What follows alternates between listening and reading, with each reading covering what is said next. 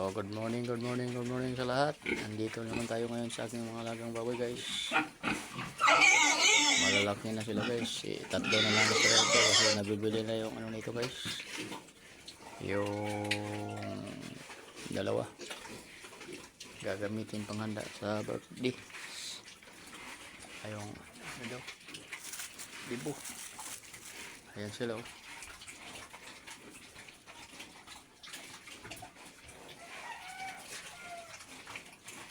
Kailangan, guys, tsaga-tsaga lang. Ito na sila ngayon, guys. Meron pa rin available nito pambenta. Tatlo.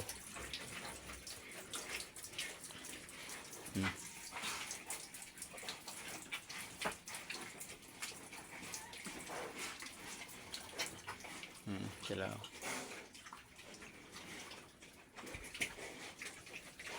Tigil lang kahit hindi ganong mabenta ang baboy ngayon. Kasi medyo mababa daw. Kaya tsaga-tsaga lang tayo. Wala tayong ayaw. Ganun talaga. Kailangan talaga natin na magtsaga. Ano.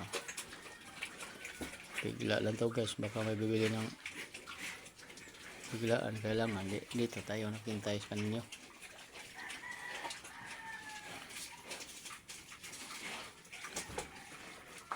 Apat na buwan na to sila, guys. Hindi naman malaki kasi ang pinapakain ko kaning baboy na. Pinaluan ko na ng pigs kasi lulugi na tayo lalo pag ano.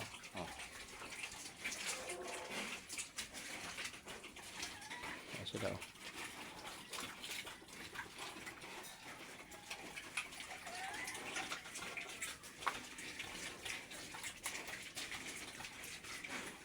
Ayan, guys, sa ating mga followers dyan, sa mga nag-alaga ng baboy, huwag lang tayo magsawa. Tuloy-tuloy lang tayo kasi makakatulong din naman. Kahit sabihin na hindi ganong mabilis ang bitahan ngayon.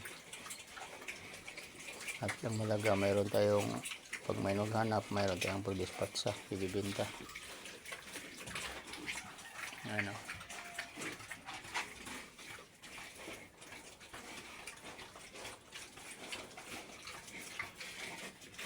Bago kami umuwi, guys, ilinisin nga natin ang kulungan.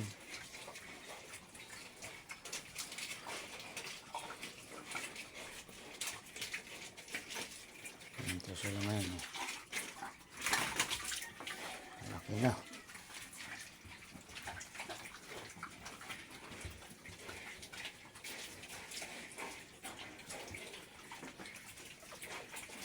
Tsaga-tsaga lang. Walang ano, ayawan.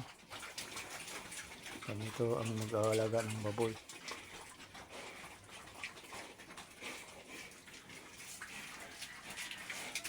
Sa aking tagas masugid na subaybay dyan, mga followers, tuloy-tuloy lang po tayo sa ating gawain. Huwag tayong magpatala, huwag tayong ma-stress. Yan.